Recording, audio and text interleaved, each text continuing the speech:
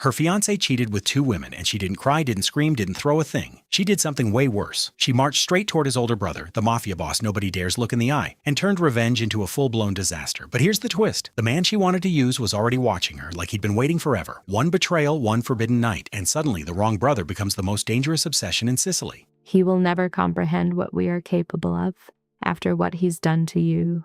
My fiancé was unfaithful with 2 other women. There was no screaming, no sobbing, no destruction. I went for his brother, Rela Montealvo, the eldest, the head of their house. He was the kind of man you don't meet eyes with for more than a heartbeat, not unless you court death or possess a courage that borders on foolishness. I had both. My strategy was brutally simple. One night in his arms, a single blow Ettore could never withstand. A clean surgical act of vengeance. But Rella did not hold me like a man playing a game. He held me like someone who had waited a lifetime. And when it ended, his words revealed I wasn't destroying a single soul. I was giving myself over to the most formidable man in Palermo. And the worst of it was, I longed to do it again. My name is Lena, and this is where my story truly begins. Chapter 1. What I witnessed. The apartment door was ajar, a detail that should have served as a dire warning. Ettore never left doors unlocked. He secured everything, the car, his phone, his office drawers. But that evening, the lock was disengaged, as if the cosmos were urging me to enter and see what my heart refused to believe. I went in. The sound reached me first, followed by the soft light from the bedroom down the hall, and then the scene unfolded all at once like a silent slap that resonates through your entire being. He was in bed with 2 women, not 1, but 2. And none of them noticed me in the doorway, my purse on my shoulder, his apartment keys in my hand. The very keys he gave me on the day he claimed I was the woman of his life. I stood there for 3 seconds. 3 seconds that felt like 30, as my mind raced to assemble what my eyes had already accepted. The laughter from one of them, a perfume not my own clinging to sheets I had helped choose. And Ettore, with that beautiful face that had persuaded me to abandon Naples for a life in a city I could never call my own. I did not raise my voice. I did nothing he could later use to label me as unhinged or dramatic. I simply stepped back, moved to the front door, turned the handle without a sound, and left that apartment as quietly as I had arrived. If being an orphan taught me anything, it's that the most lethal pain is the kind you store and aim with precision. I descended the stairs and walked to my car, parked a couple of streets over on a slender Palermo road where a lamppost cast an amber hue on the ground. I settled into the driver's seat and placed my hands on the wheel, but I didn't start the car. I just stared forward as my chest grew tight and my eyes began to burn.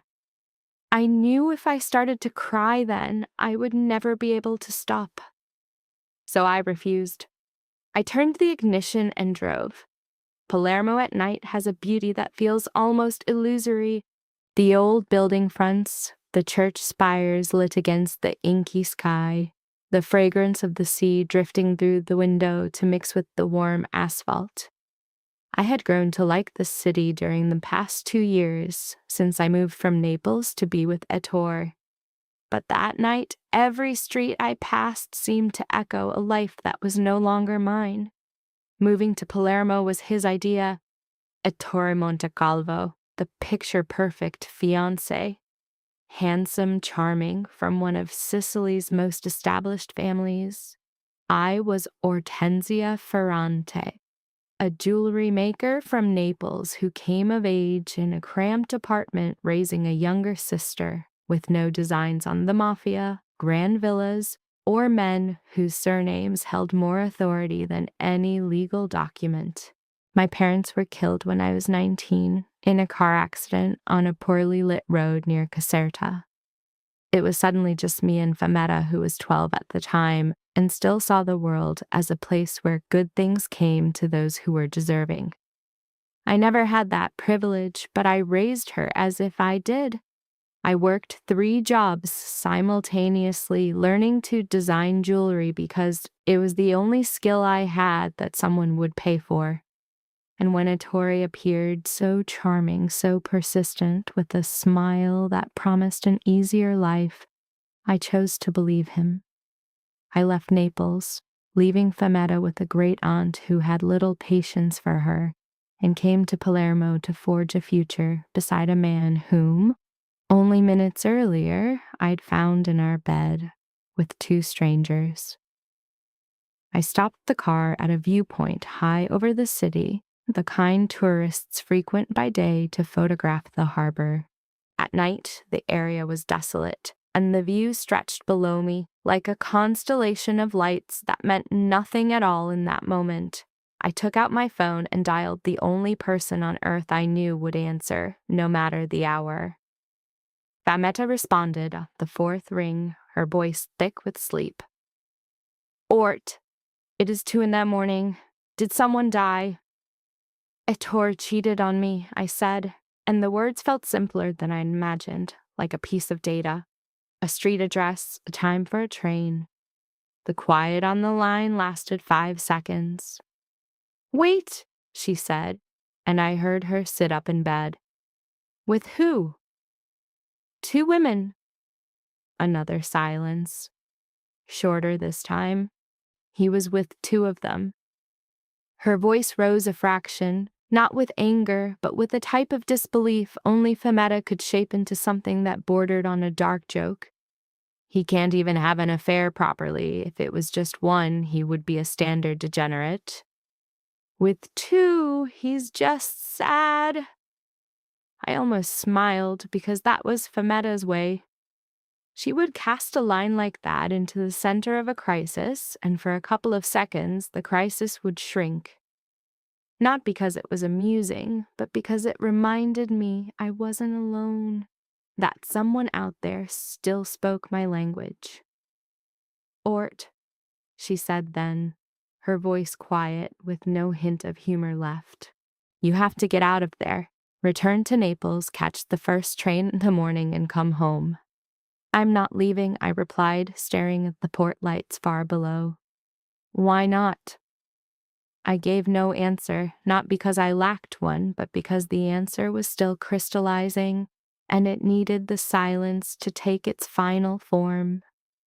Fametta understood. She always did. She wished me good night, her voice heavy with the things she wanted to say, and then hung up.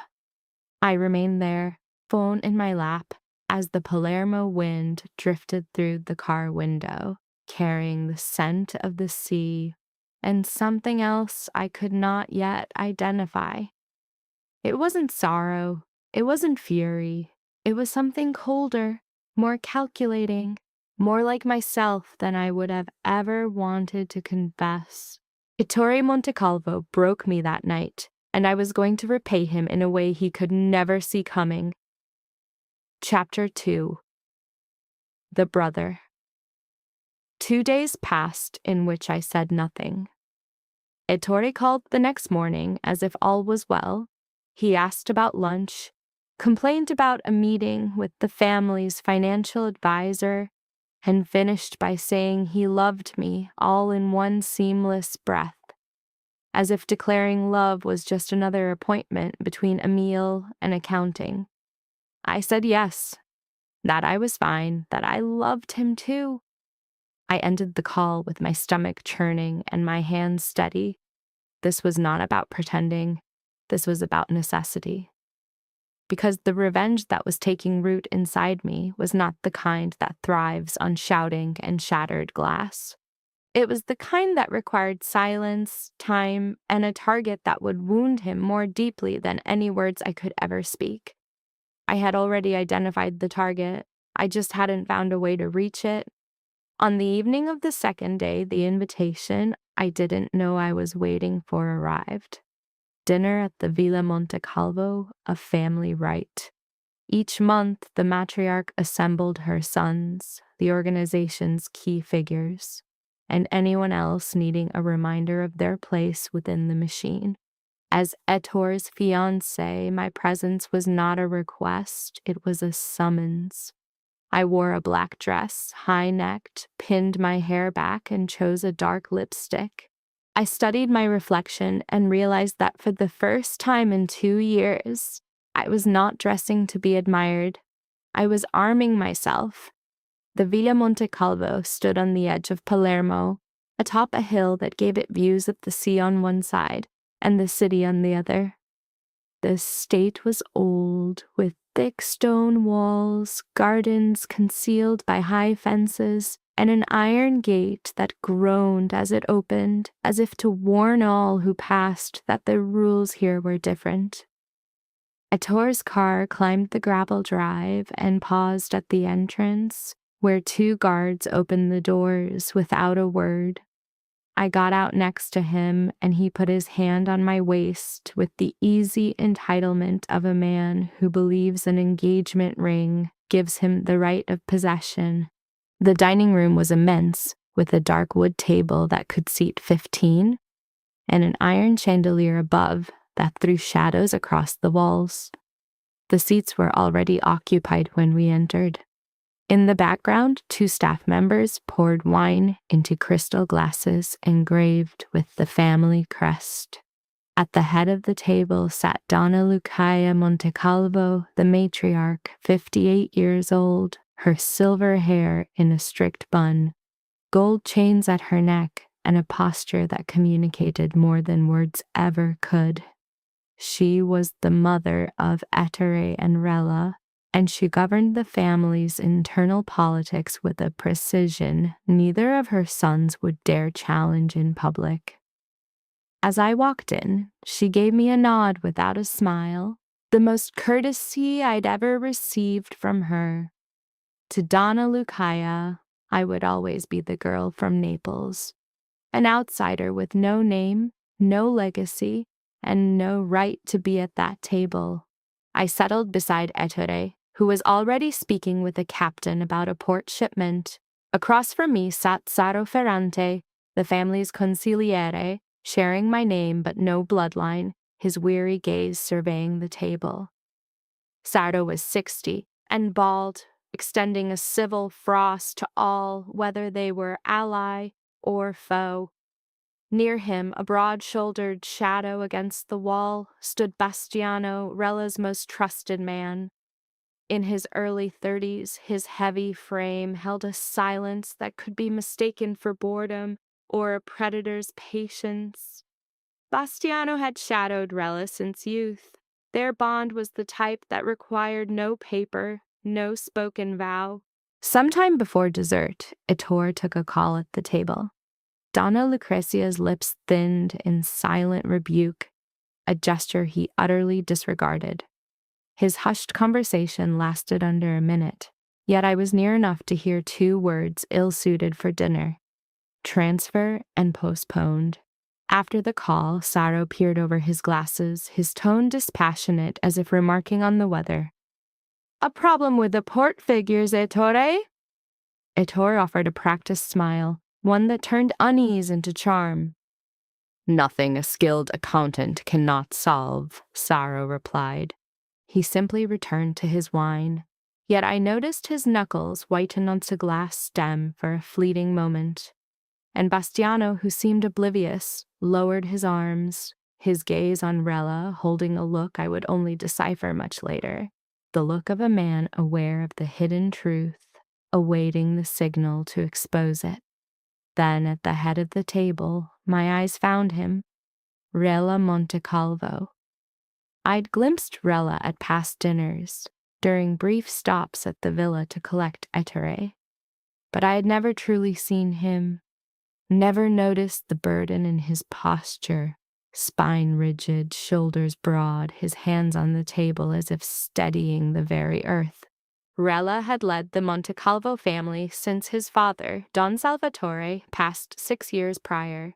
He assumed power at 26, ruling since with scarce words and a refusal to grant second chances. His wasn't the kind of beauty Ettore possessed. Ettore had a photogenic face, a sharp jaw, light eyes, a disarming smile. Rella's face commanded respect in rooms of armed men. Harsh lines, a set jaw, and dark eyes that absorbed every detail without lingering. But that night was different. That night, his gaze found mine.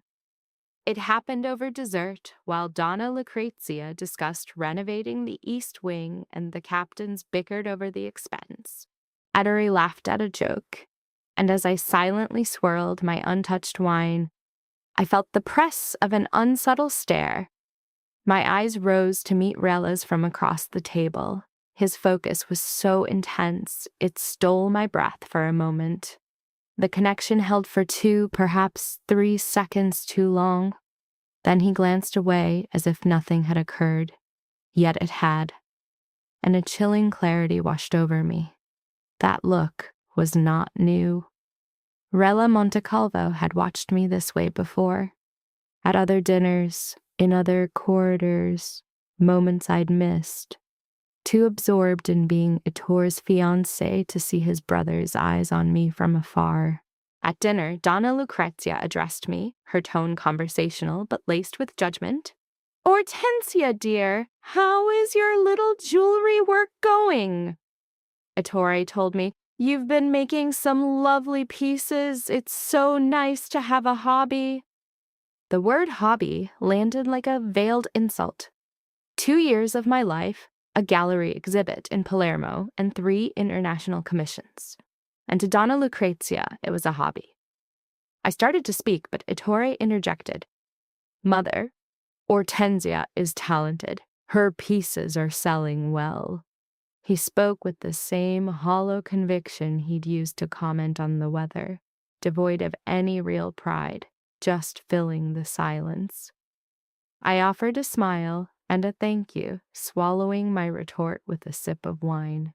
After the meal, the men retired to the study, the women to the sitting room. Wishing to join neither group, I slipped into the hall, connecting the dining area to the interior garden. The passageway was broad, lined with stone and ancestral portraits in ornate gold frames. The air held a chill, and the silence was palpable, a thick, heavy presence, and it was there I encountered Rella. He was emerging from the study, unaccompanied. No Bastiano, no Saro, none of his usual entourage. He saw me and halted. He didn't sidestep or continue on or offer a polite nod. He simply stopped, his gaze fixed on me, and remained. The hall was wide enough for 2 to pass, yet we both occupied the center, and suddenly the space between us felt impossibly small. "You are not in the sitting room with the others," he observed. His voice was deeper, lower than I had imagined. It was not a question, it was a statement, the kind of opener a man accustomed to command uses in place of pleasantries. "I am not like the others," I replied, the words escaping me. The retort was out before I could censor it, and for a heartbeat I feared I had overstepped. But Rella seemed unperturbed. A corner of his mouth lifted by a mere half-centimeter. It was a micro-smile so faint that a blink would have erased it. And in that slight curve, I glimpsed something unexpected in a man like him. Surprise, as if he expected deference, and I, unknowingly, had offered him the opposite. "Interesting," was his only comment.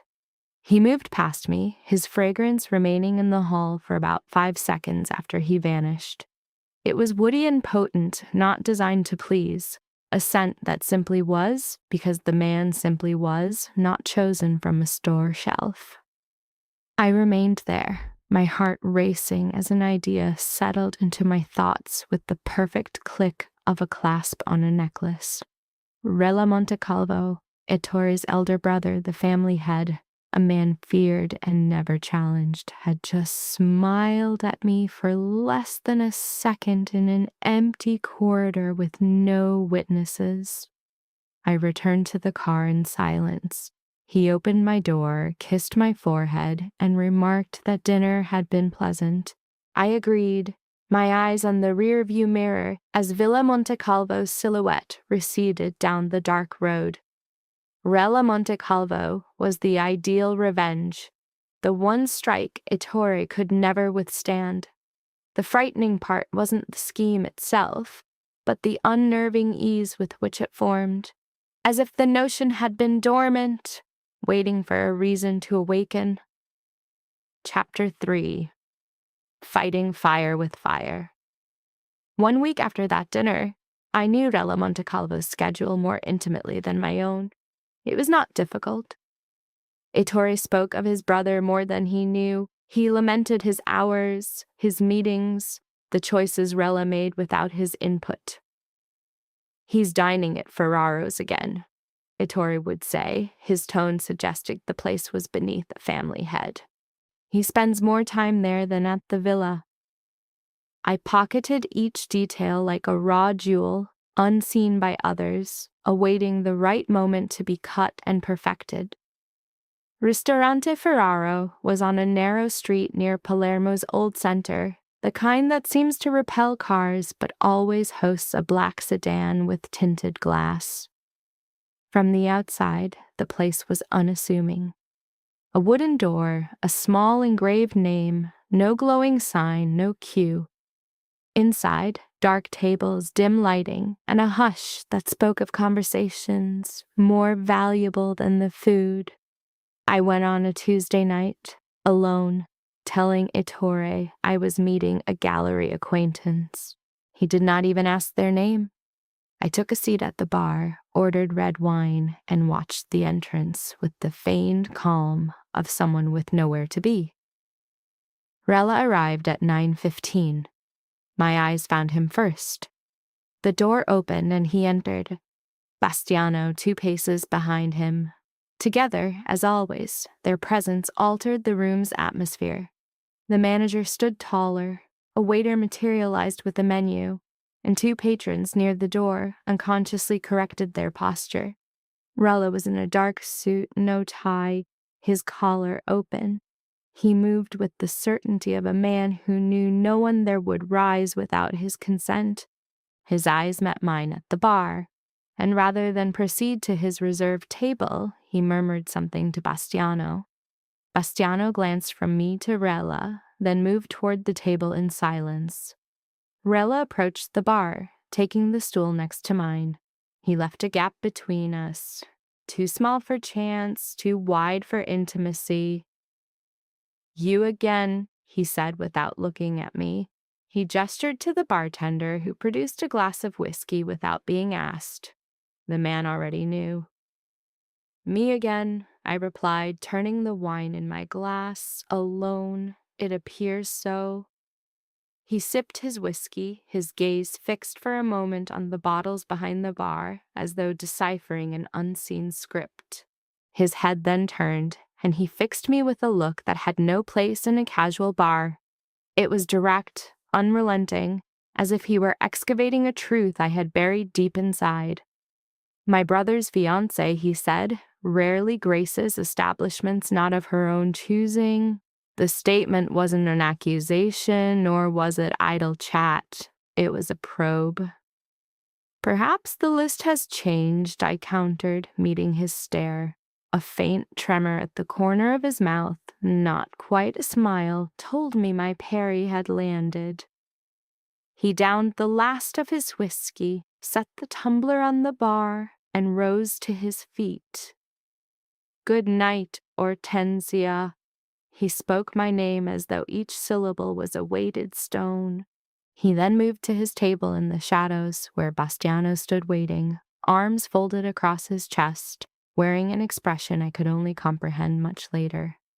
It was the look of a man who witnessed something forbidden and chose the path of silence. As Rel took his seat, Bastiano unfolded his arms, his gaze shifting to the bar, to me, then back to Rel. Without looking up from the menu, Rel spoke. "Sit down, Bastiano." For 2 seconds, Bastiano remained standing, as if weighing his words before replying. I think I'll stand. The vantage point is better. Rel offered no response, but I saw it from across the room, that flicker at his lips again, this time almost blossoming into a true smile. Our second meeting occurred 4 days later, and this time it was not of my design. I was featured in a small exhibition at a gallery in central Palermo, a stark white space where 3 of my creations were displayed among the works of other local artisans. It was a modest affair, but it was mine, and pride swelled in me for every piece forged by my own hands. I was adjusting a necklace on its velvet bust when the gallery door chimed, and Rel Montecalvo entered as he entered any space, unhurried, unannounced, and with an air that required no justification. He was alone, with no sign of Bastiano or security. He wore a dark shirt, sleeves rolled to the elbow, and the very atmosphere around him seemed to thicken, just as it had at the restaurant. It grew denser, heavier, as though his presence shifted the composition of the air itself. "I did not expect to see you here," I said, my voice a carefully constructed wall of neutrality, as my heart began a frantic rhythm I had not permitted. He stopped before my display. "I found the invitation in the villa's sitting room," he answered. Edie left it on the table. I decided it warranted a visit. Note his words, he thought the exhibition, not I, warranted the visit.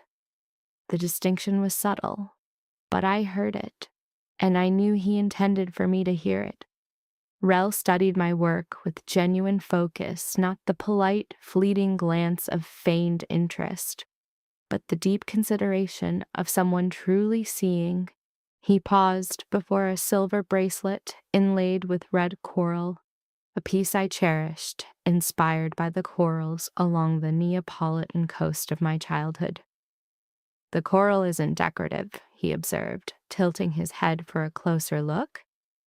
"It follows the silver's structure. It's integral to the design, not just an embellishment." I was stunned into silence for a moment, for he had voiced the exact intention behind its creation, and no one, not Eddie, not the gallery owners, not a single buyer, had ever perceived it. Yet here was Rel Montecalvo, a man who commanded smuggling rings and an entire port, standing before my work and speaking the truth of my own art back to me.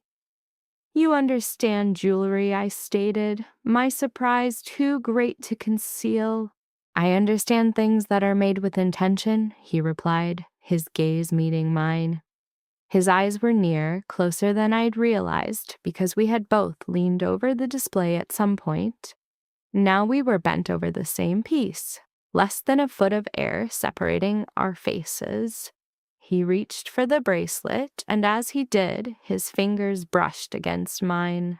The contact lasted perhaps 3 seconds, maybe less, yet I felt the firm warmth of his skin on mine, and neither of us retreated. We stayed, our fingers touching over the red coral, until he finally lifted the bracelet, inspecting it in the light before placing it back down, offering no comment on what had just passed between us. "Good work, Hortensia," he said, taking a step back. He then left the gallery with the same quiet command with which he had entered, offering no other goodbyes, and without a backward glance. I remained, my hand resting on the display, the heat from his touch lingering on my skin, and wondered at what precise point this quest for revenge had begun to curdle into something else, something I dared not name. The third encounter was the one that changed the very foundation of things. It took place in the garden of the Villa Montecalvo late at night, following another strained family dinner. I had escaped to the washroom, and on my way back, I bypassed the sitting room where Donna Lucrezia was dissecting reputations with surgical precision and instead turned down the corridor to the inner garden. The garden was a walled sanctuary, with orange trees standing in silent rows and a stone bench at its heart, facing the open sky.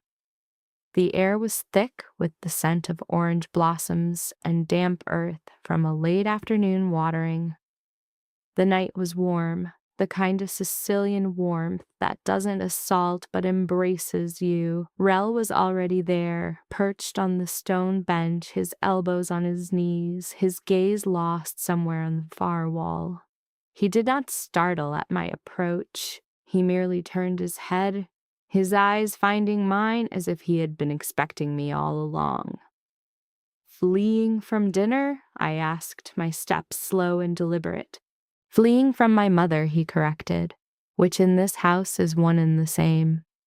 A small laugh escaped me. I sat on the bench beside him, the space between us smaller now than in any previous meeting. This time there was no pretense that our proximity was an accident. We sat for a moment in shared silence. The distant murmur of the dinner party reached us, a muffled sound of voices and silverware. But out here, there was only the whisper of wind through the orange trees and the sound of two people breathing, acutely aware of how close they were. "Do you like it here?" he asked, his eyes still fixed ahead. "Palermo, the villa, this life." The question was simple, but his tone was weighted with something more. There was a current beneath the words that ran deeper than curiosity. "I like elements of it," I admitted. The sea, the quality of the light, the smell of the city in the evening. But I do not like how small I feel. In Naples, I was someone. Here, I am just the girl from Naples. He remained silent after my words, but it was a silence filled with recognition, as if my confession echoed something within himself. "I inherited this family at 26, he said, his voice lower now, as if pulling the words from a great depth. My father passed, and the following day I was in his chair, facing 30 men who stared at me, awaiting my command. No one asked if I was ready. No one asked if I was able. They simply sat and waited. I looked at him then, and for the first time, I saw the man behind the fearsome reputation.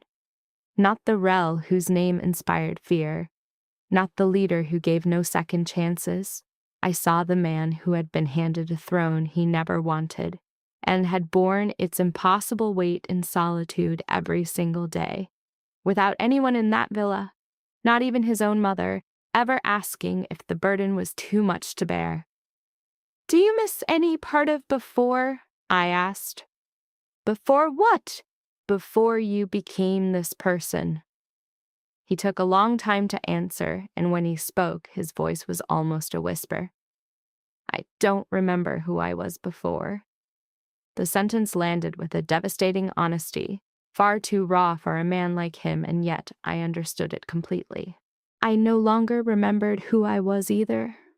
Before the death of my parents, before raising Fiamma on my own, before I became this woman who could smile through a dinner while her entire world was collapsing inside. In that shared moment of loss, the tension between us transformed. It was no longer a calculated game played by a vengeful woman and a wary man. It became something real, something exposed, and something far harder to contain. He turned toward me on the bench, and I felt the sudden lack of space between us. I could feel the heat from his body, the subtle scent of wood and citrus that clung to his skin, and the slow, measured rhythm of his breathing, as if he were fighting for control with every inhale. He leaned towards me. It was not a sudden move, but a deliberate, precise advance of a man who knows he is crossing a threshold and wants to ensure I am aware of it before he arrives. "You are playing a dangerous game, Hortensia," he murmured, his mouth so close I felt the warmth of his words against my skin. "Perhaps," I whispered back, not flinching, not looking away. "But I am not the one who is losing control." The challenge hung in the air, a living, breathing thing. His gaze dropped to my mouth for a heartbeat, then locked back onto mine, and in that single motion, I saw it all: the hunger, the internal war, and the final hard-won decision. Rel pulled back, not because I willed it, not because he desired it, but because he knew that to cross that final line, here with his family just 30 meters away, would be to set a blaze from which there could be no return.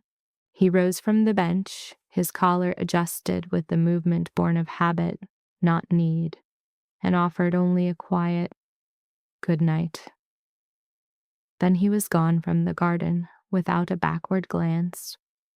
I remained in the cold stone, my pulse a frantic drum against my ribs and his scent lingering in the air, desperate to believe this was all still vengeance, that I held the power, that this feeling was triumph. I needed the plan to be working, not twisting into something real and dangerous I could no longer command. The next morning, I phoned Famita, giving her a fractured story about Rel, omitting the full scope of my design but revealing enough to signal a new player on the board. "Let me process this," she said, her tone one I knew better than my own. "You've moved on from the cheating brother to pursue the mob boss brother." "Hortensia, that isn't a plan," she said. "That's a prestige drama series." A genuine laugh escaped me, the first since that fateful night at Etre's apartment. The sound of it frightened me. Authentic things in my life at that time felt entirely too perilous. That afternoon, I attempted to work. I sat on my bench, surrounded by my tools, and took up a sketch for a silver rink with a geometric pattern I'd been refining for days. But the lines on the page felt foreign. I would erase, redraw, then erase once more until I recognized that the shape my hand insisted on forming was not the ring. It was the sharp line of a jaw, the tense angle of a clenched muscle, the profile of a face my memory had no right to hold in such stark detail. My pencil dropped as I stared at the paper, my heart pounding with an unwarranted urgency. This was never part of the objective. The strategy had been simple: get close to Rel, let Etra learn of it, and let him ache. I was not supposed to find pleasure in the charade. He was not meant to occupy my thoughts when I was alone. I did not need to replay how he'd said, "I know about things made with intention," as though he spoke of me, not my work. I did not need to feel the phantom warmth of his hand on mine each time I glanced at the coral on my bench. And yet I thought of him. I replayed it all. I felt every bit of it. He called me that evening, mentioning a business trip for 2 days, a meeting with suppliers in Katana, and a return by the weekend. His voice was just as it always was, light, untroubled, the sound of a man who didn't sense the ground crumbling beneath his feet. I waited for a reaction inside me as he spoke, for the familiar sting of anger, of hurt, of that burning need for retribution that had guided me. I waited for it. Instead, what rose up was a quiet dread, a feeling worse than any rage, indifference.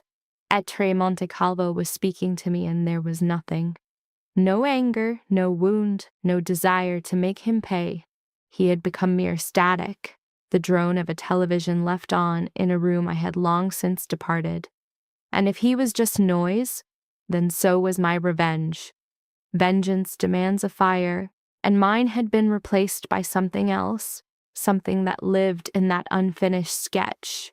It was in the lingering warmth on my skin, in the garden's silence, where a man carrying the world's weight admitted he'd lost himself. I crumpled the drawing of Rel's jaw, threw it away, and repeated the lie. It was still revenge. I was in command. The plan held. It was a falsehood I wasn't yet brave enough to confront. Across town in the villa's halls, Monte Calvo was beginning to see that something was amiss. A reply that was too short, a look in my eyes he could not read. The way I clutched my phone when he entered a room. He hadn't pieced it together yet, but he was observing me, and I knew my time was short. Chapter 4: The Night That Changed the Path. 2 weeks after our first meeting, I made the irreversible choice. It was not a sudden impulse. For 14 days, I had weighed my knowledge against my feelings, the two forces warring within me. My rational mind insisted, Rallo Monte Calvo is a tool, not the prize. But my heart whispered a different truth. And it was that whisper that stole my sleep, that turned my thoughts to his touch at the gallery when I should have been focused on destruction. It made me recall his scent in the garden as I lay in the dark. I called it adrenaline, the excitement of the game, the proximity to danger, the satisfaction of the unexpected. I assured myself that once my vengeance was done, it would all fade. But on the night I started my car and drove to the Villa Monte Calvo without a word to anyone, I had stopped believing my own deception. I pulled up to the estate around 11 at night. The iron gates were shut, but a light glowed from an upper window, Rel's study where he often worked late. I parked on the street, got out, and made my way to the guard at the side gate.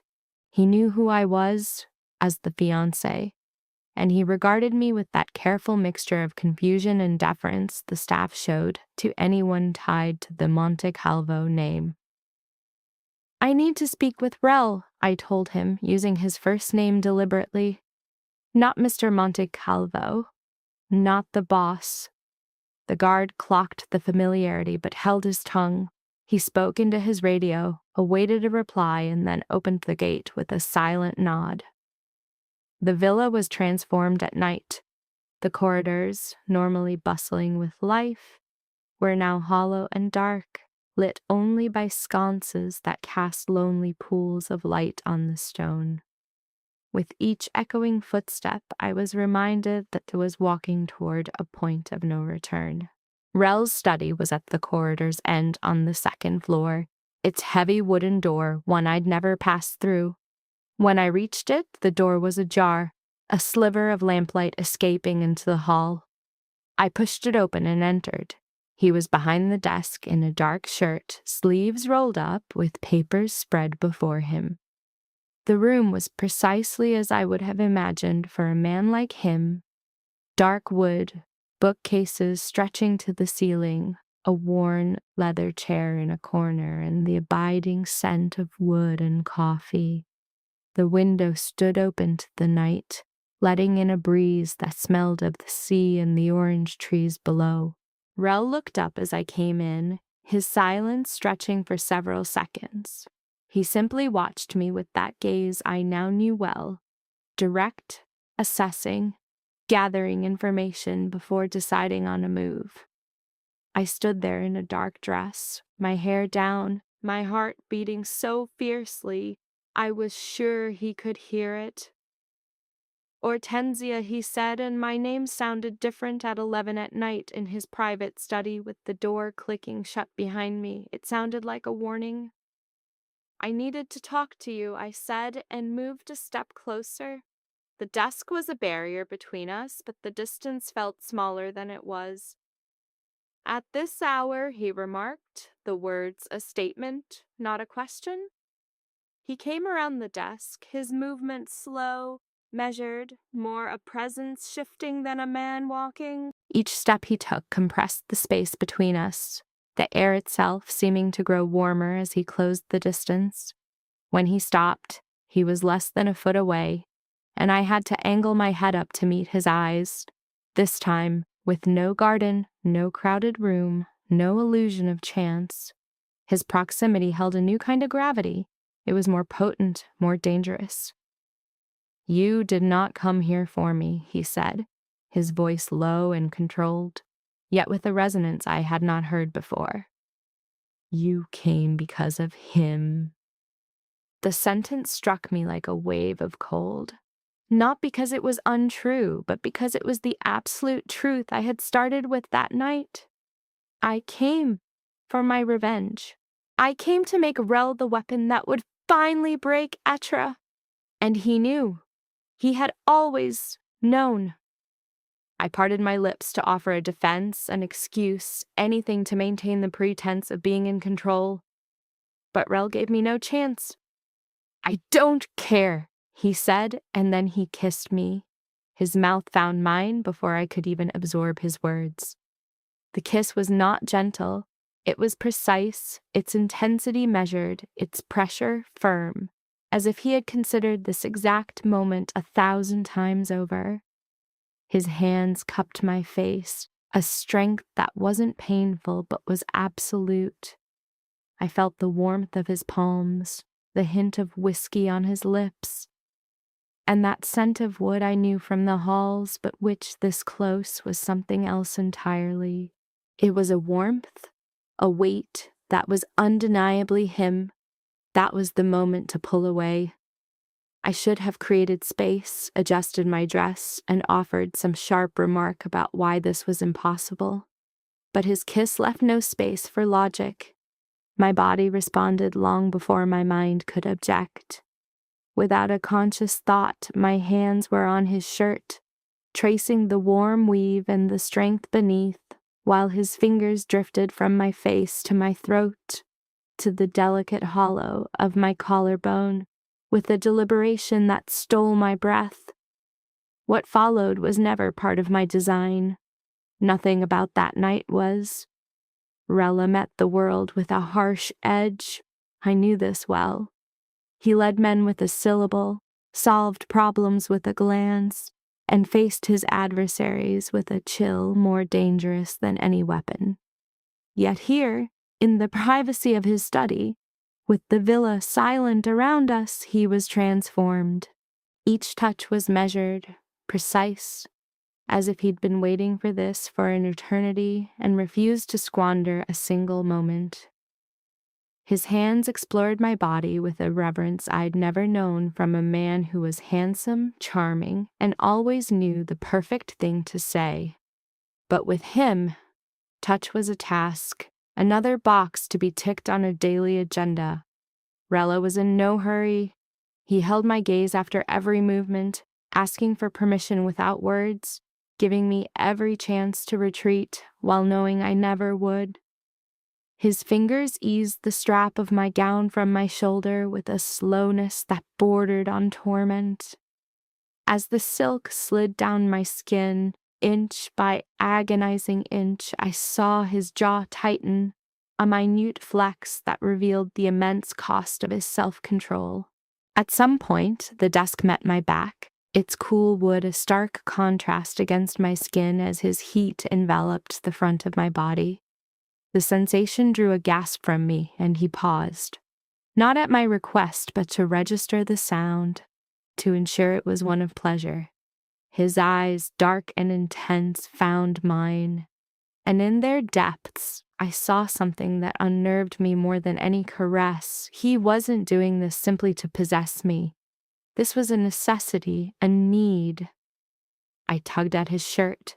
The buttons yielded, the fabric parted, and as my hands met his skin, warm, taut, and etched with the scars of stories he had never shared, his breathing shifted. It grew shorter, deeper, the first fissure in Rella Montecalvo's legendary composure. He lifted me at the waist, placing me on the desk's edge.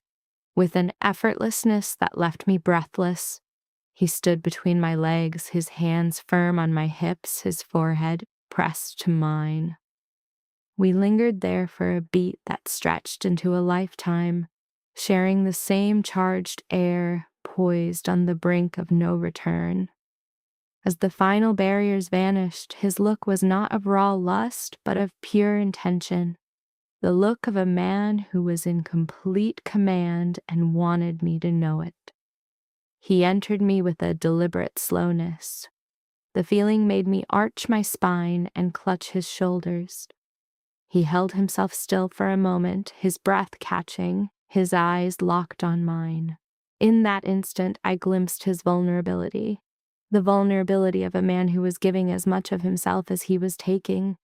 The rhythm he established was a form of exquisite torture, slow, profound, pulling back to the very edge before plunging in again. He watched my every reaction, his hands a firm anchor on my hips. The desk murmured a complaint, the sound mingling with our ragged breaths, and my name, whispered so softly against my throat I almost missed it. The intensity built gradually, then erupted. He quickened his pace without sacrificing depth, and the world dissolved into his warmth, his weight, the grip of his hands, and his increasingly frantic breathing. I shattered first. The climax arrived like a tidal wave, and I clung to him as my body convulsed. Rella followed an instant later, his frame tensing in one final powerful thrust. A raw sound escaped against my neck, one he made no effort to suppress. For the first time that night, his control was utterly gone. When it was over, the quiet that filled the room was unlike any silence I had ever experienced. We remained in the study for a period I couldn't track. He was braced against the desk, his shirt undone, his hair in disarray. I stood by the window, my hands trembling as I smoothed my dress, the air thick with the scent of the evening, the sea breeze, and something far more personal that had no name. Rella was the first to speak. "This wasn't in your plans," he stated, his gaze fixed elsewhere. His voice was huskier than normal, possessing a quality I couldn't place. It wasn't coldness, nor was it control. It was pure honesty. It wasn't in my plans either. I offered no reply, as any words would have felt inadequate. He was correct. I had come to this villa, intending to use the elder brother as a tool against the younger one. What had transpired in that study was entirely separate from that plot. What I experienced there, the fire, the intensity, the way his body fit against mine as if by memory, was not vengeance. It was something that terrified me far more than the betrayal that led me there. I departed the villa in the pre-dawn hours. The great iron gate groaned as it opened, the noise echoing across the silent hill like a belated warning. I settled into my car, rested my hands on the wheel, and stared into the dark glass, trying to process the night's events. I took out my phone and texted Fia. "I have to talk to you." Her response appeared in under 30 seconds, despite it being nearly 3 o'clock in the morning. "If you're about to confess to a murder, I'm on the first train to Palermo. If not, it can wait until daylight because I have an 8 o'clock exam." A faint smile touched my lips. I put the phone down, started the engine, and drove down the hillside, the lights of Palermo laid out before me like a schematic of all the things I had just irrevocably altered.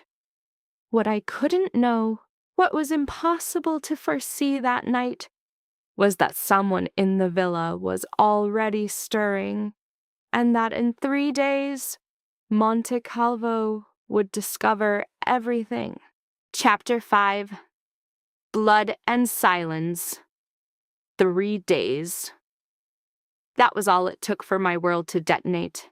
I spent those 3 days balanced on a knife's edge. I woke up beside Etre, shared coffee with him, and replied to his texts with my usual tone, all while the reality of my actions pressed on my chest like a creature fighting to get out. My body held the memories my voice could not speak. My hands recalled the texture of Rella's shirt. My skin remembered his heat, his pressure, the lingering scent of timber and ocean that clung to me for hours after I fled the villa. I did not contact Rella. He made no move to contact me. And the silence between us, which should have been a comfort, was instead a source of deep, persistent unease. A weight in my gut I could neither digest nor expel. On the third day, Donna Lucrezia hosted a family luncheon at the villa. It was an informal affair. The table sat on the terrace overlooking the gardens, with a crisp white cloth, wine goblets, and the Palermo sun beating down on the stone. I arrived, as I always did, on E.T.'s arm, wearing the appropriate dress and smile. Bastiano was already posted by the back entrance, his arms folded. Sardo, the consigliere, was reclined in a wicker chair, reading his phone. Donna Lucrezia was orchestrating the staff with the precision of a general commanding a campaign. Rella had not yet made an appearance, and I despised myself for instinctively searching for him the moment I stepped onto the terrace. The meal began without him. Ettore was in excellent humor, his laughter booming as he recounted tales and topped off his wine glass with the speed of a man with no intention of slowing down. Donna Lucrezia offered sharp critiques of the cuisine, the renovations on the East Wing, and the unseasonable heat. Everything felt routine. Everything felt secure. Rella arrived as the second course was being served. He entered from the garden, not the house, dressed in his customary dark attire, wearing the familiar expression of a man shouldering the family's burdens without a word of complaint. He took the vacant seat at the far end of the table, acknowledged his mother with a curt nod, and pointedly ignored my presence. I felt the atmosphere shift the second he sat down, not from any action he took, but because I was acutely aware of what now lay between us, and the effort of pretending otherwise was draining me. That was when Ettore rose to his feet. It wasn't a gradual movement. He didn't gently push back his chair or offer an excuse. One moment he was seated, the next he was standing, wine glass in hand, his eyes bloodshot with something I initially mistook for intoxication. But it wasn't wine. It was pure fury. Would anyone care to tell me what the hell is going on? He demanded, his gaze flicking from me to Rella. His voice was a sharp, piercing thing that cut through the clatter of silverware like a shard of glass. The terrace fell dead silent. Donna Lucrezia froze, her fork hovering in midair. Sardo put down his phone. Bastiano unfolded his arms. Every single eye in the place swiveled to Ettore, then to me, then to Rella, as if witnessing a disaster unfold frame by frame. "Eater," Donna Lucrezia started, her tone that of a mother trying to smother a flame before it consumes the house. "No, mother." He sliced through her words, his focus locked on me. She knows exactly what I'm talking about, and so does he. I gripped my wine glass with two hands, not for a drink, but for an anchor in the storm. My heart hammered against my ribs, but my hands remained perfectly still. I had mentally played out this scene for the past 3 days, the moment Ettore would learn the truth. Yet no amount of rehearsal could have prepared me for the visceral sensation of every Monte Calvo's gaze aimed at me like a row of loaded guns model. "You," he accused, his glass aimed at me, the wine sloshing near the rim. "You were with my brother." The words detonated in the silence. Donna Luzizia's fork clattered down. Sardo's eyebrow arched, the first crack I'd ever witnessed in his stoic facade. The servants simply dissolved, masters of fading when the tension shifted. I met Ito's gaze, those same eyes that once promised me a world beyond Naples, a life I built for a man unworthy of my smallest sacrifice. and I spoke, my composure and astonishment to us both. The moment I opened that door, you shattered what we had. Do not fault me for seeking my own path home. 2 seconds of silence followed. In that space, his fury collapsed into shock, then crumbled into something far more bitter. Humiliation? My words were more than a shield. They were a blade, exposing his infidelity for all to see. "Europe," he began, but Rahl was already on his feet. No outburst, no violence, just the grating screech of his chair against the stone, a sound that sliced through Eto's words. Rahl's presence alone rendered shouting obsolete. His stance, his rigid shoulders, that unblinking gaze, it weaponized the quiet. "Sit down," Rahl commanded his brother. The words were spare, yet heavy with unspoken consequences. Eto remained standing, but his insult died on his lips. He stood frozen, his glass shaking, face burning, glaring at Rahl with a loathing reserved for rival siblings. Donna Lutizia rose, setting her napkin down with deliberate grace. "Rahlello, to the study! Now!" It was no appeal, but the matriarch wielding her final authority, a mother's command. Rahl's eyes went from her to me. For a fraction of a moment, our gazes locked, and I understood it all. The worry, the leashed fury, and a quiet appeal for me to remain strong. He went inside, trailing his mother. Eto lingered on the terrace, seething, his hand strangling the wine glass. Bastiano subtly moved to intercept the space between us, a discreet barrier we both recognized.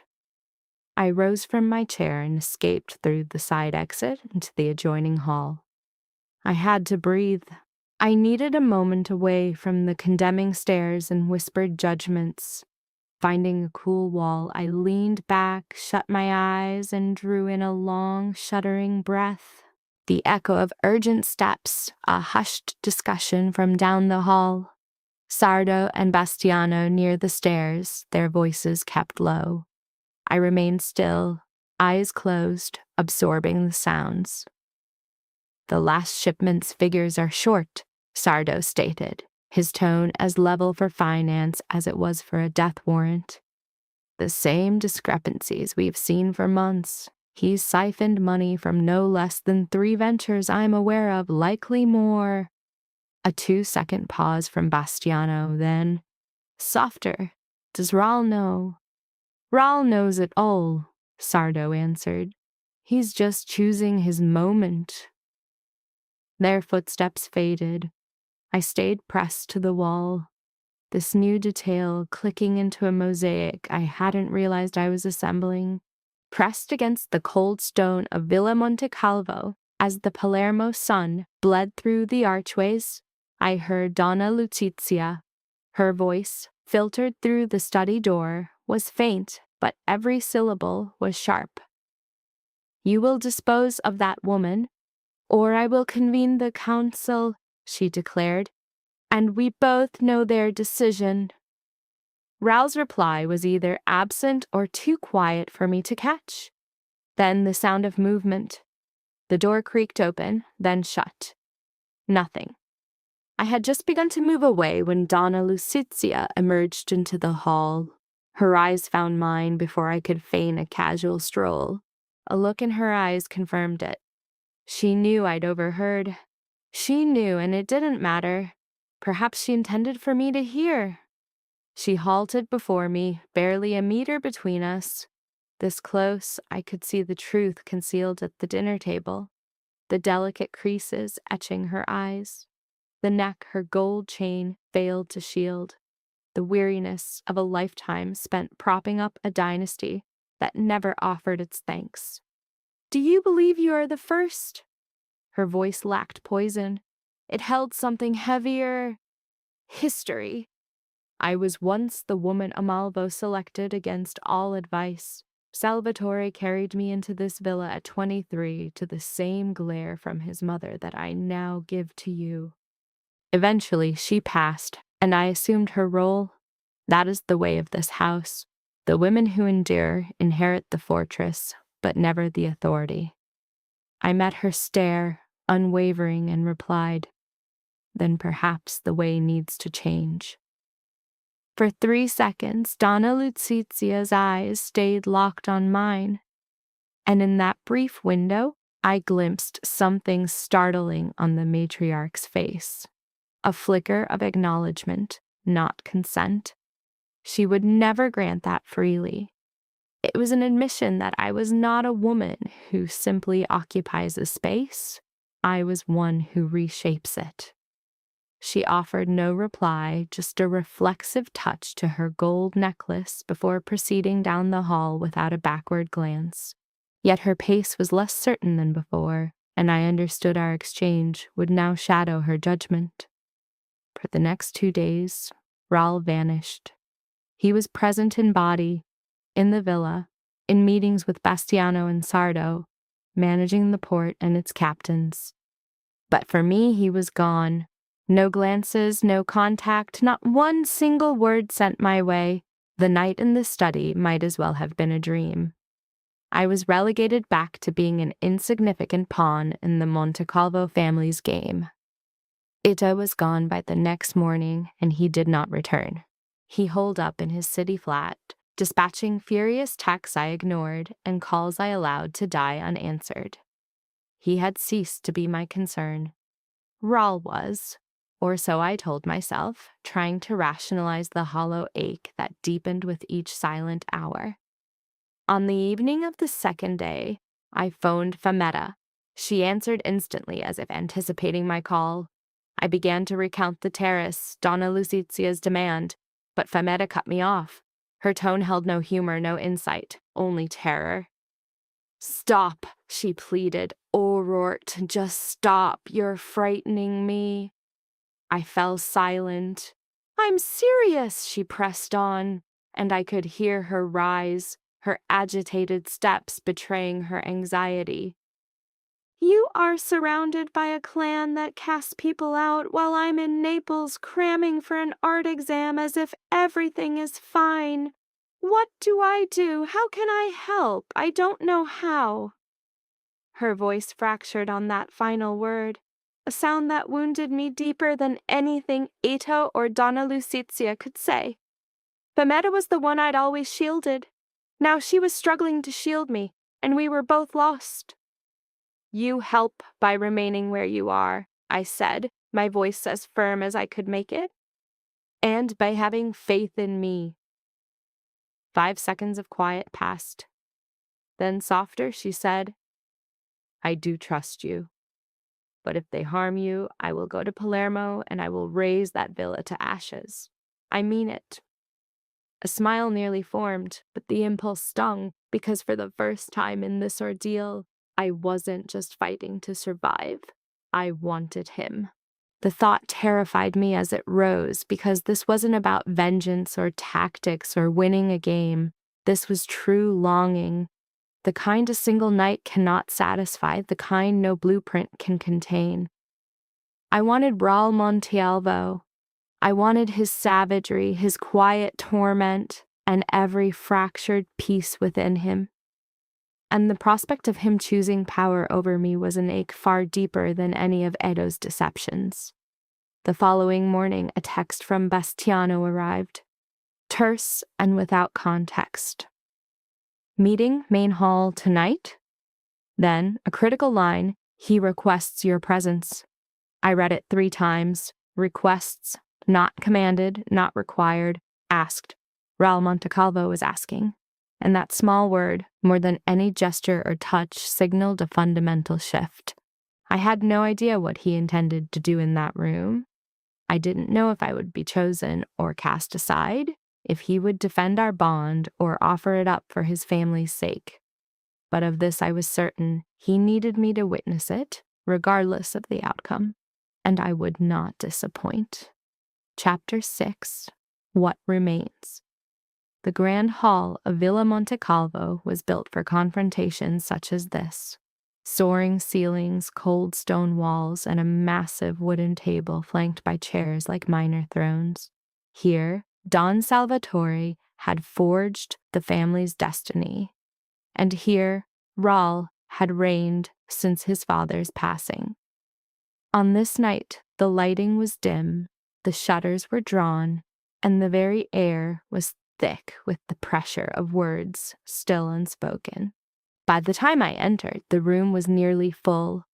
Donna Lutizia occupied the chair nearest the head of the table, her hands laced on its surface, her posture that of a woman sensing a storm but not its direction.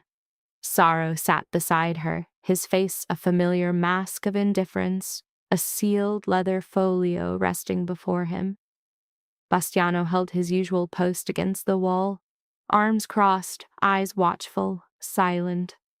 On the left sat 3 of the family's capos, known to me only by face, while Ettore stood at the far end, arms folded and jaw tight, a man who had come looking for a war.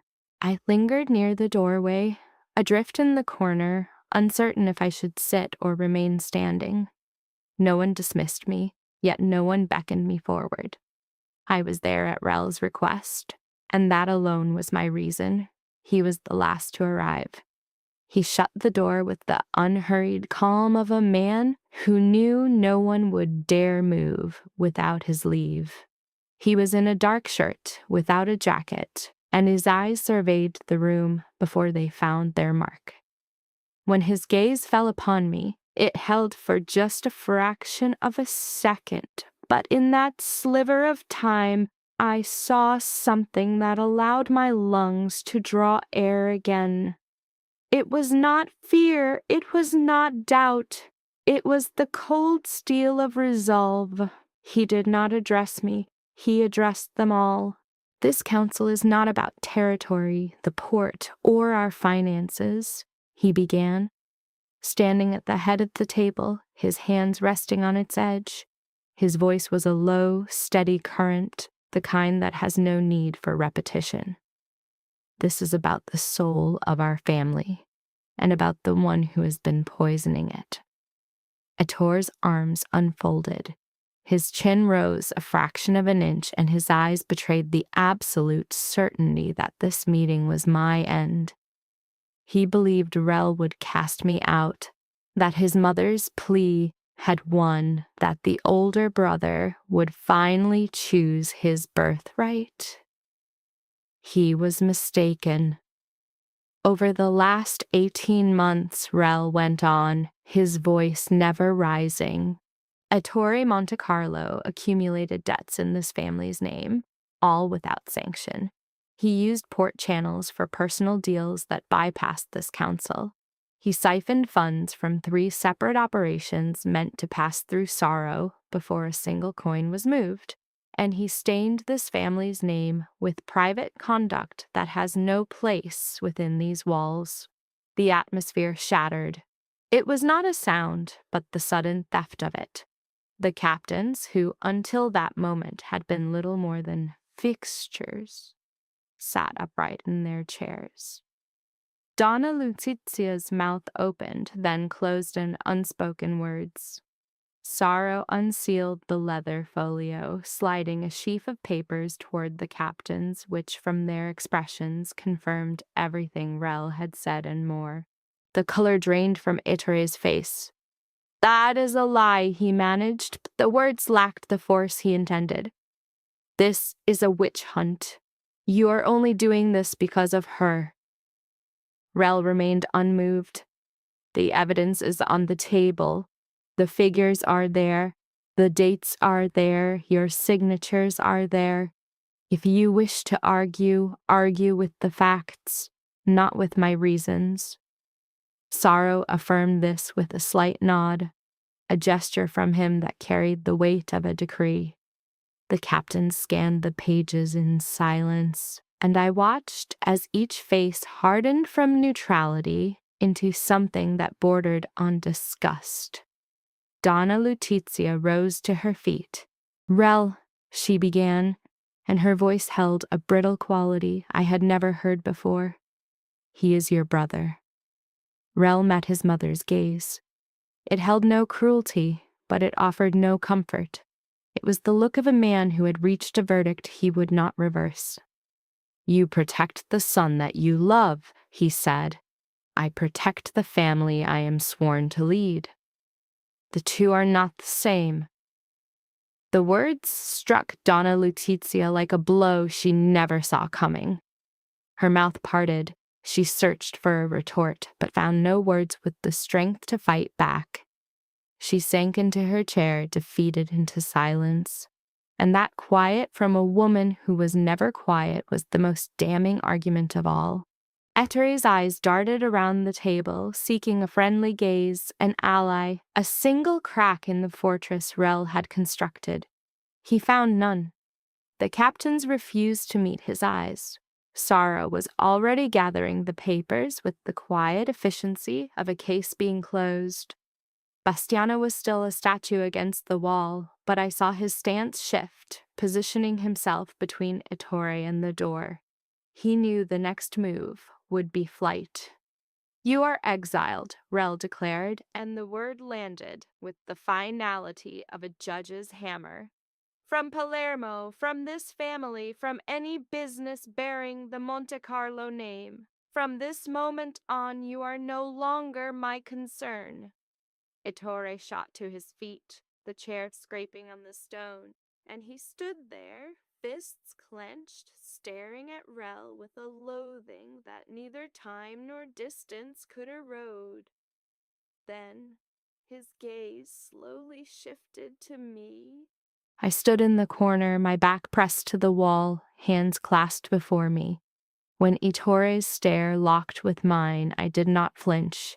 I held his gaze with the same stillness I had on the terrace 3 days before, when he had denounced me before them all. "This is not finished," he said, his eyes fixed on me. His voice was a low, controlled thing, but beneath it I felt a tremor that chilled my very blood. It was not anger, it was a vow. The kind of vow a man like Ettore makes when all is lost, and he needs a reason to draw his next breath. He left the room without looking at anyone else. Bastiano stepped aside to let him pass, and the door clicked shut, the sound sharp against the stone. The room emptied in degrees.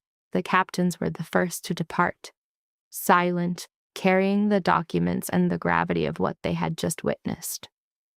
Sorrow gathered his folio, gave a slight nod to Rel, and moved down the hall with the deliberate pace of a man who knows time is on his side. Donna Lucizia was the last one. She pushed herself up from the chair, her gaze on her eldest son, unreadable, and then she was gone without a sound. Bastiano followed her, and the door closed once more. It was just us. Rel stood at the table's head, hands planted on the wood, his shoulders slumped just so, as if the cost of his victory was only now settling upon him. I pushed myself from the wall and moved toward him, each footfall on the stone seeming to boom in the room's sudden hush. "Did you do all of this for me?" I asked, pausing across the table from him. He raised his head, his eyes tired and dark with their familiar intensity, but now they held something more, something raw, more fragile, more human. "I did it because it was necessary," he said. "But I would not have done it today, if not for you."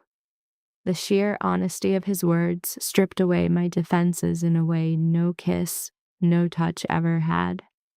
For that was Rallo Montecarvo, a man who spoke the truth when it cost him everything, who refused to dress reality in soft words to make it easier to bear.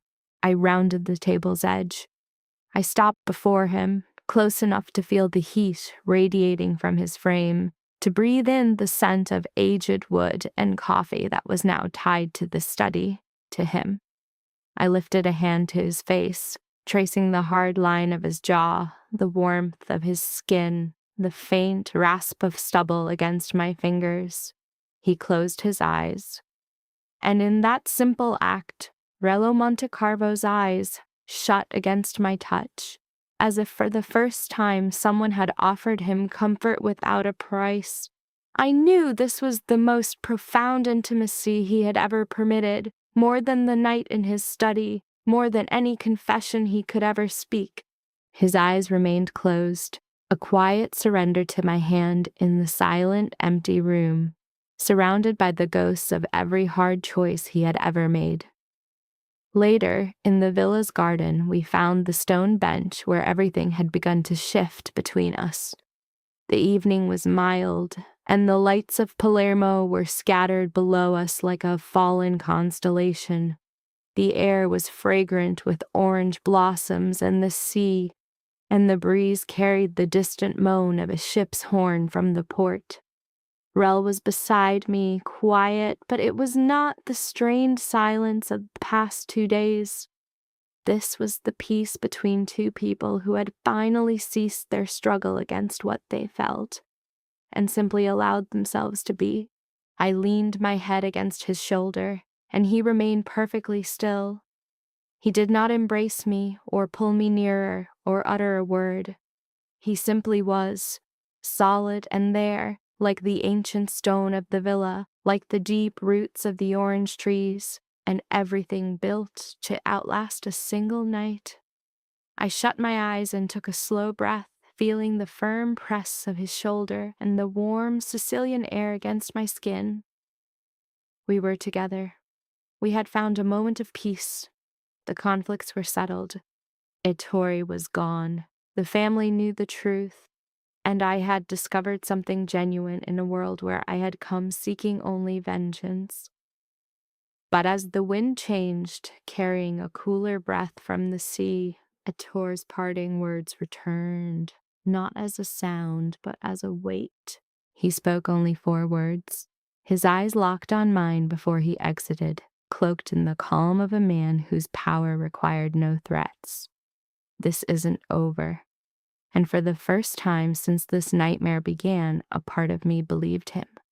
Lena here, marking the end of book 1, but I've already penned the second. You can access it now for a very small fee, a mere 3 months of peace. It was my only request. Rella beside me, Eater gone. The villa was still at last until a late night call shattered the silence. On the other end, my sister's voice, the soul I love most on this earth, weeping with a desperation I'd never known. And before I could form a response, a man's voice cut in, detached, cold, and horribly familiar. You know what I want, Hortensia, and you understand what happens if I am denied. He had not returned in a fit of rage. He came back with a cold strategy, backed by Russian allies, and holding my sister as collateral. The price for her safe return was the one vow I swore I would never break. To go back to him and betray Rel. As you've heard, that is merely a whisper of book 2. To experience the full, uncensored version, just click the first link in the pinned comment. I will meet you on the other side in just a few seconds. Just a reminder, click that first link down in the comments, and the complete book 2, ad-free and uninterrupted, will be waiting for you. It is that simple. I'm absolutely loving my work on book 2. And since you're all embracing it too, I promise the path ahead only grows darker. This is where we will find stories with far more intensity, true, dark romance. And because this version is becoming so much more visceral, the video would not be received well publicly on YouTube.